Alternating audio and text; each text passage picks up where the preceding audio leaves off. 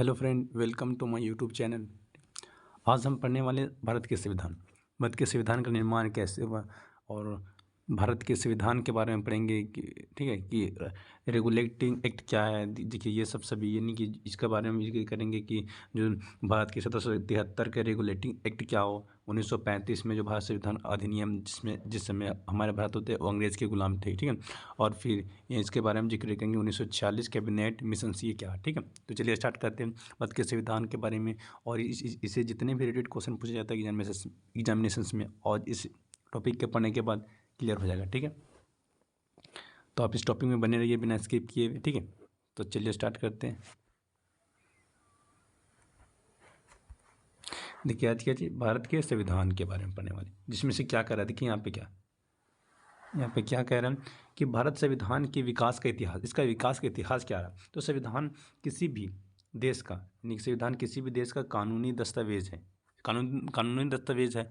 और कानूनी दस्तावेज मतलब यार कि संविधान है जिसके द्वारा अपने देश या किसी देश को चलाया जा सकता है, ठीक है। उस कानून को, उस लॉ को फॉलो करना पड़ेगा, ठीक है। ऐसे भी ऐसे नहीं कि किसी देश में कुछ भी स्थिति, कुछ भी परिस्थितियाँ लागू कर देते या कोई भी कानून अप्लाई कर देते, नहीं, ये संविधान को अप्लाई करना पड़ेगा, ठीक है। और संविधान में जो लिखित है वही, उसी के अनुसार आप देश को चलाना पड़ेगा, अपने अनुसार देश को नहीं चला सकते, ठीक है। तो वही कहता है कि कानून एक दस्तावेज है। और किसी भी देश का ये संविधान उनकी राजनीतिक व्यवस्था का वह बुनियादी ढांचा निर्धारित करता है। मतलब उस देश का उसके सांचा और ढांचा निर्धारित करता है। कौन सा? ये राजनीतिक, उसकी क्या राजनीतिक होना चाहिए, क्या उसकी राजनीतिक होना चाहिए, उसके जो जितने भी उसके बारे में लिखित आपको मिलता है संविधान में, ठीक है। और जिसके अंतर्गत हमें जनता शासित होती है, यानी कि इसके जितने भी ये सब के लिए होते हैं, इसके अंदर होते जनता ही आती है इसके, क्योंकि जनता के समर्थन भी आपको ज़रूरी है, ठीक है। क्योंकि आप अगर किसी प्रकार के संविधान में कोई और संविधान ऐड करना चाहते हो तो उसके लिए आपको जनता की आवश्यकता पड़ेगी। आप उस जनता को, आप जितने भी एमएलए वगैरह आपके जो राज्यसभा लोकसभा में जितने भी, उसके आपको सपोर्ट लेना पड़ेगा, ठीक है। तभी आप किसी भी कानून को पारित कर सकते हैं या किसी भी कानून को आप संविधान में किसी प्रकार के और कुछ ऐड कर सकते हैं, ठीक है। उसमें कोई और संविधान ऐड कर सकते हैं, ठीक। तो ये उसमें जनता शासित होनी चाहिए। नेक्स्ट आता है, फिर देखिए इसका दो पार्ट है, यानी कि हम इसका जो भारत संविधान का जो लिखित संविधान होता है और एक ठो अलिखित संविधान होता है। जो कि इंडिया में एक लिखित संविधान, जो इंडिया का है वो लिखित संविधान हो गया, और जो ब्रिटिश हो गया वो अलिखित है, ठीक है। वो ब्रिटेन का संविधान जो कि अलिखित है, ठीक है। और इसमें देखिए अब इसमें क्या जितने भी संविधान जो रिलेटेड है वो इसके दौरान ही बन गया था, यानी कि 1773 में जब रेगुलेटिंग एक आ गया था, उस समय संविधान बनना स्टार्ट हो गया था। फिर इसमें से 1935 से भारत का जो शासन अधिनियम, जिसमें ब्रिटिश का अधिकार था, और इससे भी भारत के संविधान बनने में बहुत हेल्प किया, ठीक है। और फिर नेक्स्ट आता है 1946 में मैक्सिमम यहाँ पे कैबिनेट मिशन। और इस मिशन ने क्या था, भारतीय संविधान के रूपरेखा को तैयार करने के लिए ये कैबिनेट मिशन ने बहुत मेहनत की। कुल मिला के कैबिनेट मिशन बैठाया गया था भारत की रूपरेखा, उसके नियम, उसके संविधान को रूपरेखा को तैयार करने के लिए, ठीक है। चलिए नेक्स्ट चलते हैं।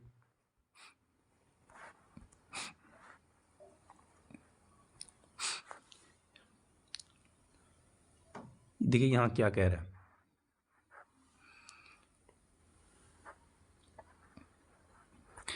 1773 ईस्वी का जो बहुत ही इंपॉर्टेंट, यानी कि 1773 ईस्वी में जो रेगुलेटिंग एक्ट जो वो एक कानून था, एक जो अंग्रेज़ों के द्वारा लाया गया था। उसके दौरान क्या ये अंग्रेज़ लाया था, और अंग्रेज़ इसलिए लाया था क्योंकि वो, ताकि वो भारत में आप कब्जा कर सके, यानी कि ताकि वो भारत में शासन कर सके, ठीक है। तो रेगुलेटिंग एक्ट 1773 में जब अंग्रेज़ द्वारा लाया गया था, तो उस समय देखिए क्या क्या हुआ था। उसमें दो बहुत महत्वपूर्ण घटनाएँ हुए थे। पहला जो हुआ था 1757 में जो प्लासी की लड़ाई हुआ था, ये अंग्रेज़ों के द्वारा किया गया था। और दूसरा जो हुआ था 1764 में, जो कि बक्सर की युद्ध हुआ था। और ये सब जब युद्ध हुआ था ना, इस युद्ध के दौरान क्या हुआ था, अंग्रेज़ द्वारा जो भारत के बंगाल उस स्टेट पे होते हैं, वो भारत के कब्जा कर लिया गया अंग्रेज़ों के द्वारा इस प्लासी के युद्ध के दौरान और बक्सर के युद्ध के दौरान, ठीक है। अंग्रेज़ों ने मैक्सिमम हिस्सा होते हैं वो भारत में अपने शासन जमा चुके थे, ठीक है। तो क्या कर रहे थे कि अंग्रेज़ों द्वारा जीत लिए जाने के बाद, यानी कि सिंपल सी, जब ये सब युद्ध हुआ था इसमें अंग्रेज़ जीत गए थे। जब इसके जीत जाने के बाद बंगाल पर ब्रिटिश ईस्ट इंडिया कंपनी की शासन हो गया। अब बंगाल में, जो कि भारत का हिस्सा था पहले, और उस पर अब क्या हुआ, अब वहाँ पे ब्रिटिश का शासन का हिस्सा हो गया, अब वो कब्जा कर लिया, ठीक है। और इसी शासन को अपने अनुकूल बनाए रखने के लिए मतलब अपने अनुकूल मतलब हो गया अपने काम और व्यापार को या फिर अपने लंबे समय तक उसे बनाए रखने के लिए, लंबे समय तक बनाए रखने के लिए उन्होंने अंग्रेज़ों ने समय समय पर उस कई एक्ट पारित किए, कई नियम कानून के एक्ट पारित किए जो कि भारतीय संविधान के विकास के लिए सीढ़ियाँ बनती गई। और जिससे क्या होता है, भारत के विकास के लिए सीढ़ियाँ बनती गई, उसके संविधान के विकास के लिए सीढ़ियाँ बनती गई। ठीक है, याद रखना। फिर नेक्स्ट कहता है यहाँ पे सेकेंड कि रेगुलेटिंग एक्ट के तहत, यानी कि उसके तहत 1774 ईस्वी में कलकत्ता में इसी के तहत, यानी कि जो अंग्रेज द्वारा लाया गया था इसी रूल के अनुसार, इसी रेगुलेटिंग एक्ट के दौरान 1774 में कोलकाता में एक सुप्रीम कोर्ट की स्थापना की। और अगर सबसे जो पहले अगर प्रथम कोलकाता में जो सुप्रीम कोर्ट स्थापना किया गया था वो ये है, जो कि कलकत्ता का सुप्रीम कोर्ट है, सबसे पहले 1774 में स्थापित किया गया था। ठीक है,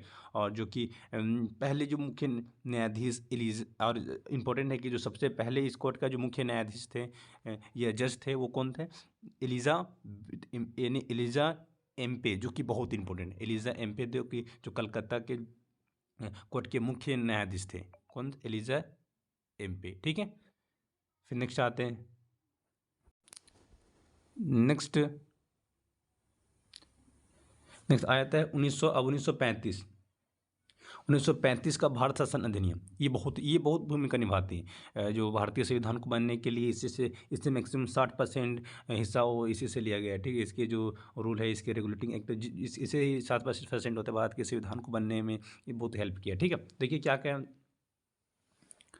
ये कह रहा है, भारतीय संविधान के बहुत सा भाग, यानी बहुत सारा भाग, यानी कि ज़्यादातर भाग इस अधिनियम से ही लिया गया 1935 के बाद शासन अधिनियम द्वारा। क्योंकि कोई भी किसी भी अम्बेडकर कहते थे कि किसी भी नियम कानून में किसी देश का कोई प्रिंट नहीं है। ठीक है, अगर किसी देश में अगर कोई नियम कानून, कोई दस्तावेज अगर सही है और अच्छा है तो उसे आप ले सकते, उसे अपना सकते हैं और अपने देश में भी उसे लागू कर सकते हैं। ठीक, अपने देश के लिए उस कानूनों को यूज करके अपने देश के भी संविधान में ला सकते हैं। ठीक है, पारित कर सकते हैं। ऐसा नहीं कि उसके कानून को, किसी और देश के कानूनों को अगर आप, ये ऐसा नहीं कि अब अंग्रेज़ों के यहाँ पे नियम कानून 1945 में अंग्रेज़ों के नियम कानून थे, उसके नियम कानून थे, तो ऐसा नहीं कि उसके नियम कानून गलत थे, लेकिन उसके भी नियम कानून जो सही थे उसे संविधान ने अपनाया। ठीक है, इसीलिए कह रहा कि बहुत सारे जो 1935 के शासन अधिनियम के दौरान बहुत सारे भाग लिया गया है संविधान में। ठीक है, फिर सेकेंड कहता है कि इसी अधिनियम द्वारा, यानी कि 1935 अधिनियम द्वारा म्यांमार को भारत से अलग किया गया। देखिए ये म्यांमार है और इसी 1935 के अधिनियम के द्वारा ये भारत से अलग किया गया है। ठीक है, इसी के इंपॉर्टेंट है। फिर नेक्स्ट ये कहता है कि इसी के अंतर्गत भारतीय रिजर्व बैंक की स्थापना की गई। इंपॉर्टेंट है, पूछा भारत की रिजर्व बैंक की स्थापना कब की गई थी, 1935 में की गई थी। ठीक है, और इसी अधिनियम के द्वारा, इंपॉर्टेंट है, भारतीय रिजर्व बैंक जिसको आरबीआई कहते हैं आप, आरबीआई की स्थापना 1935 में की गई थी। ठीक है, अब नेक्स्ट आते हैं।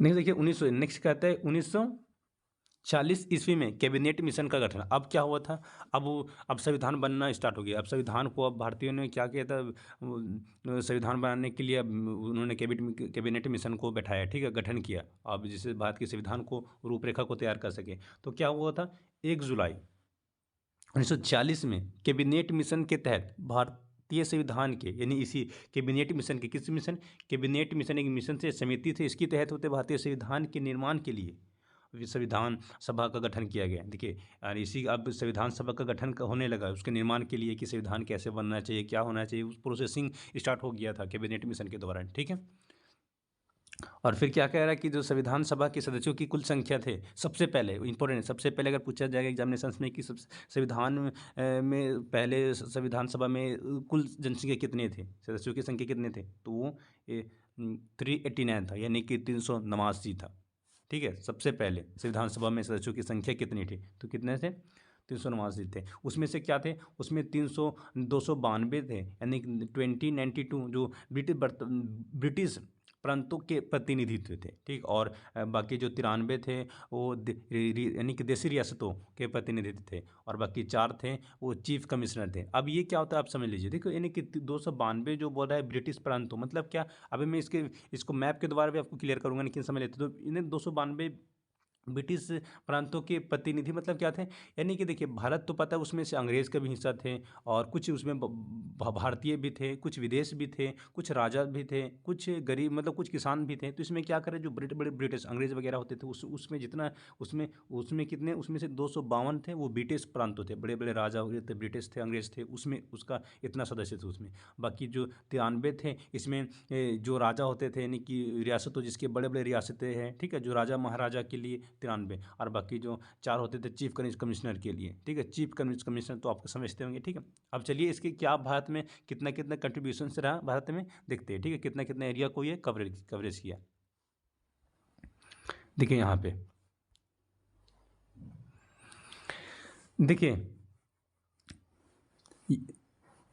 तो ब्रिटिश देखिए ब्रिटिश भारत रियासतें यानी कि जो रियासतें जो बड़े बड़े राजा महाराजे थे उसके देखिए क्या उसके जितने भी ये रेड ग्रीन जो रेड ग्रीन हो गया वो जितने भी थे वो सिंपल से ब्रिटिश थे और राजा रियासतें पे, ठीक है, अंग्रेज़ों का थे। और बड़े बड़े जो देश के जो राजा अधिकार थे उनके लिए ये ग्रीन और रेड हो गया। देखिए अधिकतर यही भारत पर कब्जा, इसी का ज़्यादा कब्जा था, ठीक है। और बाकी अगर संरक्षित का बात करें यानी कि ये सब तो इसका देखना नहीं, यानी कि ब्रिटिश अधिकार प्रदेश है।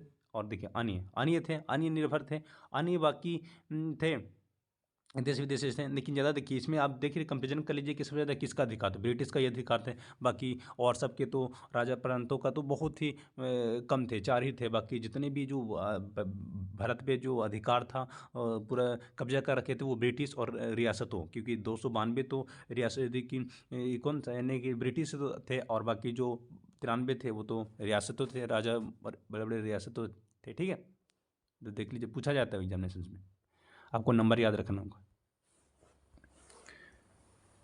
फिर संविधान सभा, अब देखो संविधान सभा, अब तो संविधान मैंने पीछे पीछे 1900 अब गठन हो गया था संविधान का, अब संविधान सभा रखी गई है, ठीक है। और संविधान सभा को रखी गई कि सभी तक बैठा रखना चाहिए, संविधान सभा एक रखना चाहिए, जिसमें से ये होना चाहिए कि संविधान सभा को बनाने की जो प्रक्रिया जब स्टार्ट हुआ था तो संविधान सभा रखा गया। देखिए कब कब रखा गया था, 9 दिसंबर 1946, इंपॉर्टेंट ये रखना, 9 दिसंबर 1946 में रखा गया था। उसके जस्ट 2 दिन बाद हो गया 11 दिसंबर 1946 में। फिर नेक्स्ट जो सभा लास्ट सभा जो रखा गया था वो 3 दिसंबर 1946 में रखा गया था। तो देखिए फर्स्ट जब सब बैठक की गई थी 9 दिसंबर 1946 में, तब क्या होता उस समय क्या होता संविधान सभा की प्रथम बैठक हुई थी, यानी कि संविधान सभा की जो प्रथम बैठक हुई थी उस समय, ठीक है। कब, जब 1946 के फर्स्ट टाइम जब दिसंबर, तो संविधान सभा का बैठक हो गई थी प्रथम बैठक। उस समय फिर क्या कहते हैं कि सभी के यानी कि सभा के सबसे बुजुर्ग सदस्य। अब देखिए अब संविधान सभा बैठक की गई तो अब उसमें से एक तो एक तो अध्यक्ष तो होनी चाहिए, उसमें एक मेन लीडर तो होना चाहिए जो उसको जो सभी को कैपेसिटी सभी को चला सके, इस संसद को चला सके, इन संविधान की बैठकों को काबू में कर सके या कुल मिलाकर उसको अच्छे से चला सके, उसके लिए एक अध्यक्ष होना चाहिए। तो सबसे पहले जो सबसे बुजुर्ग उस समय जो अध्यक्ष थे जिसका नाम था क्या, डॉक्टर सचिदानंद सिन्हा थे, जो कि प्रथम अस्थायी अध्यक्ष, इंपॉर्टेंट बहुत इंपॉर्टेंट है, पूछा जाएगा कि प्रथम अध्यक्ष अस्थायी अध्यक्ष कौन था, तो डॉक्टर सचिदानंद सिन्हा थे, ठीक है, प्रथम थे यानी लोग संविधान सभा का, ठीक है। फिर नेक्स्ट आता है, फिर कहते हैं कि लेकिन क्या हुआ था मुस्लिम लीग इस बैठक को बहिष्कार कर दिया था। लेकिन क्या हुआ था इसमें तो सब ठीक ही चल रहा था, यानी कि संविधान सभा का निर्माण की प्रक्रिया ठीक चल रहा था। लेकिन क्या होता है इसमें अब मुस्लिम कह रहे थे, मुस्लिम लीग के पार्टियाँ कह रहे थे कि हम इस संविधान में हम भाग नहीं लेंगे, क्योंकि हमें नहीं रहना है, साथ में नहीं रहना, बल्कि मुझे अलग देश चाहिए। तो ये सवाल उठने लगा, ठीक है, क्योंकि इसका सपोर्ट ना करने का मतलब है मुस्लिम लीग, क्योंकि ये नहीं चाहते थे कि ये संविधान बने, क्योंकि वो चाहते थे कि नहीं मेरा एक अलग संविधान बनना चाहिए, ठीक है। इसलिए वो उन्होंने मुस्लिम पार्टियों ने क्या होता है मुस्लिम लीग पार्टियों ने भी इसे बहिष्कार कर दिया कि मैं इसमें मैं साझेदारी नहीं ले सकता हूँ, ठीक है। फिर क्या हुआ, फिर देखिए अब 11 दिसंबर 2 दिन बाद अब 1946 में अब क्या हुआ, अब पहले अस्थायी अध्यक्ष थे वो कौन था, डॉक्टर सचिदानंद सिन्हा थे। अब क्या हुआ था, अब अस्थायी अध्यक्ष बना गया, मतलब जो परमानेंट के लिए जो बना दिया गया अध्यक्ष डॉक्टर भीमराव अम्बेडकर को, डॉक्टर राजेंद्र प्रसाद को बना दिया गया, ठीक है, अस्थायी अध्यक्ष। अब यही अध्यक्ष करेगा, अब इसका जिम्मेदारी है, ठीक है। इसको बना दिया गया। फिर नेक्स्ट आता है उसके फिर 2 दिन बाद क्या हुआ था कि 13 दिसंबर 1946 में क्या हुआ था, जवाहरलाल नेहरू ने सभा की समझ यानी कि सभा की समझ उद्देश्य प्रस्ताव पेश किया और इसी के साथ संविधान बनने की कार्यवाही शुरू हो गया। ठीक है। अब जो उस समय जो हमारे प्रधानमंत्री थे, अब उन्होंने अब उपदेश दे दिया कि अब संविधान की अब आगे प्रक्रिया होनी चाहिए। जो प्रॉब्लम हो रही है, जो मुस्लिम लीग अगर वो सवाल उठा रहे हैं तो उसके निवारण किया जाएगा बाद में, लेकिन यहाँ से संविधान की प्रक्रिया रुकनी नहीं चाहिए, यहाँ से प्रोसेस से होना ही चाहिए। और फिर यहाँ से जब उन्होंने ऑर्डर दे दिया जवाहरलाल नेहरू, तो फिर यहाँ से संविधान की प्रक्रिया स्टार्ट हो गई बनने, कार्यवाही जितना था नियम कानून वो यहाँ से अब शुरू होने लगा। ठीक है। अब चलिए नेक्स्ट बात करते हैं।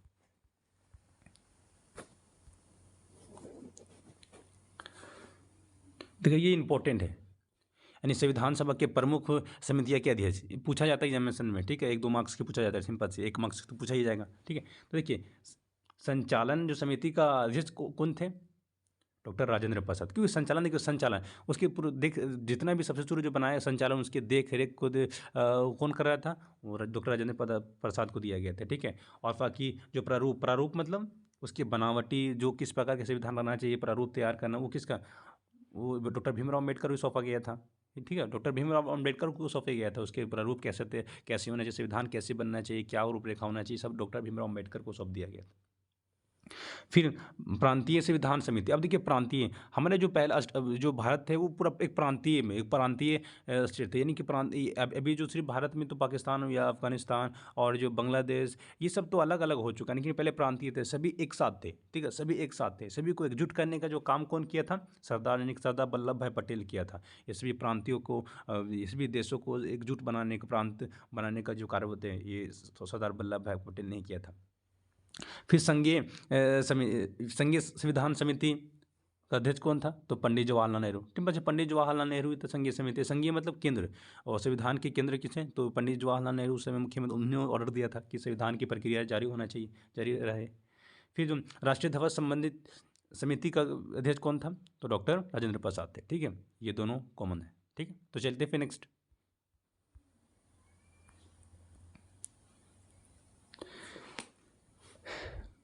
फिर आ जाते हैं 3 जून 1947 में।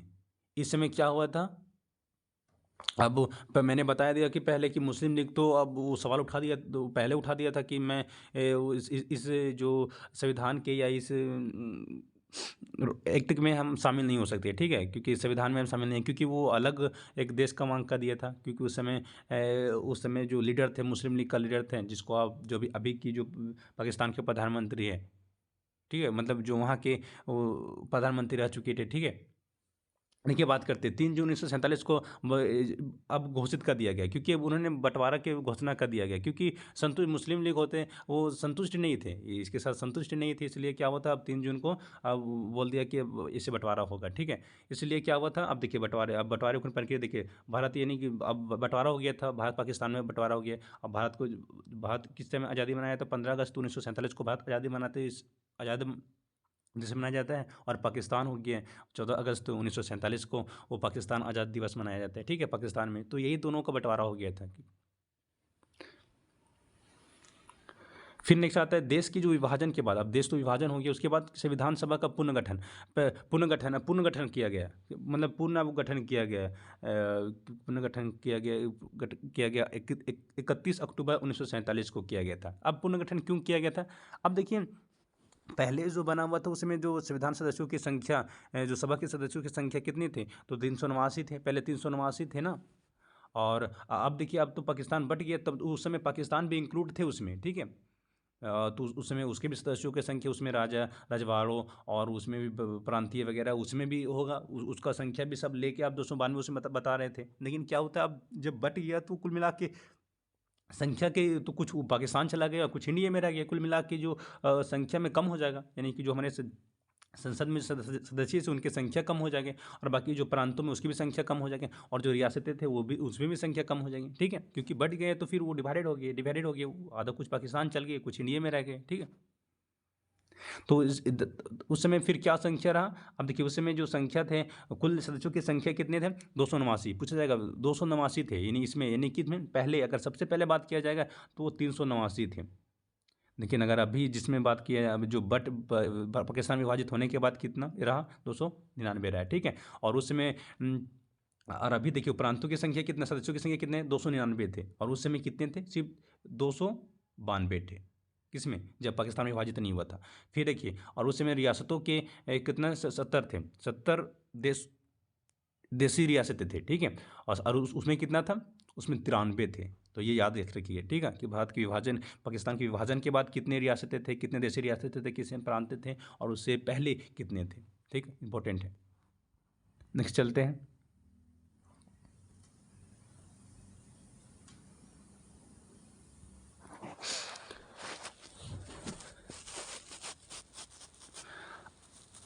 अब क्या हुआ,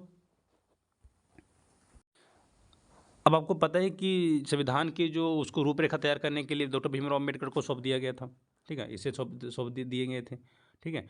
अब क्या हुआ था, अब इन्होंने जितने भी देश विदेश, क्या कह रहे थे, समझ लीजिए थोड़े, सॉरी,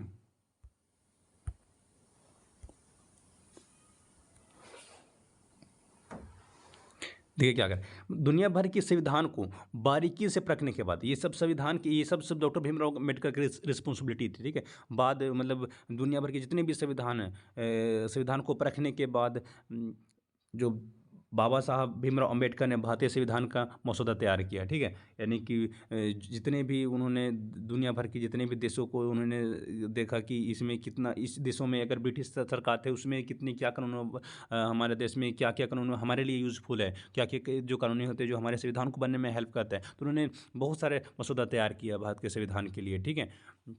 और फिर क्या हुआ कि 26 नवंबर 1949 को भारतीय संविधान पूरी तरह से बनकर तैयार हो गया, ठीक है। अब संविधान पूरा तरह से बनकर तैयार कब हो गया था, 26 नवंबर 1949 में भारत का संविधान बनकर तैयार हो गया, ठीक है। अब इसे पारित करना था संविधान को, तब क्या हुआ, 26 नवंबर को संविधान दिवस मनाया जाता है। अब 26 नवंबर को संविधान दिवस मनाया, इंपॉर्टेंट है, 26 नवंबर को संविधान दिवस मनाया जाता है। लेकिन यहाँ पे ये ध्यान दीजिए कि 26 नवंबर 1950 को भारतीय संविधान लागू कर दिया गया और भारत एक गणतंत्र दिवस मनाया जाता है। यानी कि अगर बाल के गणतंत्र दिवस कब मनाया था, तो 26 जनवरी 1950 को। लेकिन अगर बोले जाएगा संविधान लागू कब किया गया था, तो 26 नवंबर 1950 होना चाहिए। और अगर बोलेगा गणतंत्र दिवस कब हुआ था, तो 26 जनवरी 1950, ठीक है। नेक्स्ट बात करते हैं, अब कुछ इंपॉर्टेंट पॉइंट है, ठीक है, जो कि संविधान से रिलेटेड है, जो कि बहुत इंपॉर्टेंट है। देखो इसमें क्या है, संविधान निर्माण की प्रक्रिया, कुल अगर बोलेगा संविधान, पूछा जाता है एग्जामिनेशन कि संविधान जो निर्माण की प्रक्रिया में कितने टाइम लगा था, संविधान को बनने में कितना समय लगा था, तो यानी कि 2 वर्ष 11 महीने और 18 दिन का समय लगा था संविधान को बनने में, इतना टाइम लग गया था, ठीक है। और फिर संविधान के प्रारूप पर कुल कितने बहस हुए, बैठक वगैरह, बहुत बैठक होते थे, कुल 114 दिन बैठक हुआ था, 114 दिन की बैठक हुई थी, ठीक है, बहस हुई थी खाली संविधान को बनने के लिए। फिर संविधान के निर्माण में कुल जो मिलाकर कितने रुपए खर्च हुआ था, यानी कि 13,96,729 रुपये खर्चा हुआ। देखिए उस समय इतना खर्चा हुआ, और अभी के कंपेरिजन कर लीजिए तो सोचिए कितना पैसा, अगर संविधान को अगर जोड़ा जाए कितना रुपए में, बहुत ज़्यादा, कुल मिला के उस समय बहुत थे, इतना 63 लाख बहुत था, ठीक है, तो इतना खर्चा हुआ था। फिर क्या हुआ कि जब संविधान बना तो इसमें कुल 22 भाग थे, 395 अनुच्छेद थे, बाकी 8 अनुसूचियाँ थी, ठीक है। तो पहले थे ये, जब संविधान बना था तब इतना ही थे, लेकिन अभी सिर्फ क्या हुआ, अभी सिर्फ अनुच्छेद बदल गया, अभी सिर्फ 4 बढ़ गया, ठीक है, तो 12 हो गया, बाकी सब सेम है, देखिए सब सेम है। 22 भाग है और 395 अनुच्छेद ही है, बाकी 4 बढ़कर ये 12 अनुसूचियाँ हो गई, ठीक है, इंपॉर्टेंट है, पूछा जाता है। अब चलिए ये भी जान लेते हैं, ये भी बहुत इंपॉर्टेंट है कि संविधान सभा द्वारा किए गए कुछ अन्य कार्य, मतलब कुछ संविधान द्वारा और भी कार्य किए गए थे, जिसमें से देखिए पहला प्रथम क्या है कि देखिए संविधान सभा ने 22 जुलाई 1947 में, यानी कब, 22 जुलाई 1947 में राष्ट्रीय ध्वज के अपनाया गया। अब अब भारत हमारा देश एक नियम कानून बनकर तैयार हो गया, ठीक है। अब क्या हुआ, देश अब हमारे जो राष्ट्रीय ध्वज को अपनाया कब गया था, 22 जुलाई 1947 को, ठीक है।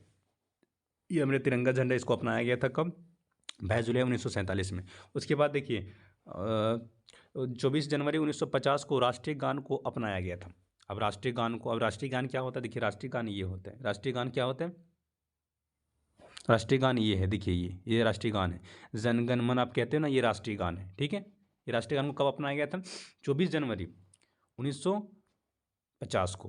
और अगर राष्ट्रीय गीत को कब अपनाया गया था, तो वो 26 जनवरी 1950 को। राष्ट्रीय गीत क्या है, वंदे मातरम, ये राष्ट्रीय गीत है, ठीक। आप कंफ्यूजन नहीं होइएगा कि राष्ट्रीय गीत तो ये लग रहा है जनगण मन लग रहा है, कि नहीं, ये नहीं, समझे, समझे, इसे समझिए, आप कंफ्यूजन नहीं होना है, ठीक है। चलते फिर नेक्स्ट, ये लास्ट है और इसको याद करना ज़रूरी है, ठीक है, इंपॉर्टेंट है कि स्वतंत्र भारत का पहला मंत्रिमंडल किया, यानी कि जब हमारे देश आज़ाद हुआ था तो उसमें क्या, उसमें प्रथम जो क्या थे, उसमें प्रधानमंत्री कौन थे, गृह मंत्री कौन थे, शिक्षा मंत्री कौन थे, या रेलवे मंत्री कौन थे, तो किस किस क्या थे पहले, तो ये इंपॉर्टेंट पूछा जाता है कि जब स्वतंत्र भारत के जो पहले प्रधानमंत्री कौन थे या पहले रेलवे मंत्री कौन था, एग्जामिनेशन में पूछा जाता है, ठीक है, 1 नंबर का। तो चलिए देख लेते उसे भी।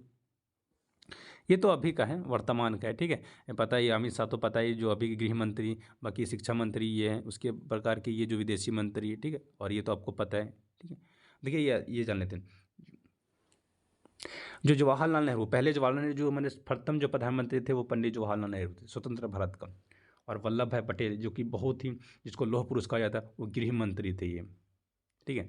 और जो मौलाना अबुल कलाम आज़ाद, जो कि बहुत पढ़े लिखे थे, कुल मिला बहुत समझदार थे, इसे शिक्षा मंत्री बनाया गया था। आज के दौर में ऐसा शिक्षा मंत्री आपको मिलेगा ही नहीं, ठीक है। डॉक्टर जॉन मथाई, जो कि रेलवे मंत्री से प्रथम रेलवे मंत्री थे। और बाकी जो जगजीवन राम थे वो कि श्रम मंत्री थे।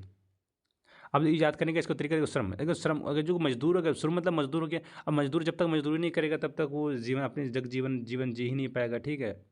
तो इसे याद कर सकते हैं। फिर बलदेव सिंह हो गया, जो कि रक्षा मंत्री थे। ये बहुत एग्जामिनेशन, ये बहुत इंपॉर्टेंट पूछा गया था कई बार एग्जामिनेशन में, ठीक है, एसएससी या एनटीपीसी वगैरह में, ठीक है। तो ये देखिए बलदेव सिंह, याद करने का तरीका देखिए, रक्षा। अब जो रक्षा, जो इंसान, जो व्यक्ति रक्षा करते उसके अंदर तो बल होना ही चाहिए, तभी वो रक्षा कर पाएगा, ठीक है। तो इसे याद रख सकते हैं। फिर राजकुमारी अमृत कौर, वो कौन थे, वो स्वास्थ्य मंत्री थे पहले, हेल्थ मंत्री जो थे वो की राजकुमारी थे। अब देखो हेल्थ, अब राजा क्या हेल्थ होते, बहुत ही अमीर होते, ठीक है, क्योंकि उसके पास मनी वगैरह सब कुछ होते, अमृत होते उसके पास, अमृत मतलब पैसा ही होते हैं, अब अभी के दौर में अमृत पैसा ही है, ठीक है। फिर निश्चित आर के सनमुगम सेट्टी, ये कौन थे, वित्त मंत्री थे पहले, ठीक है, हमारे देश के। तो आज इतना ही, फिर मिलते हैं नेक्स्ट वीडियोज़ में, ठीक है।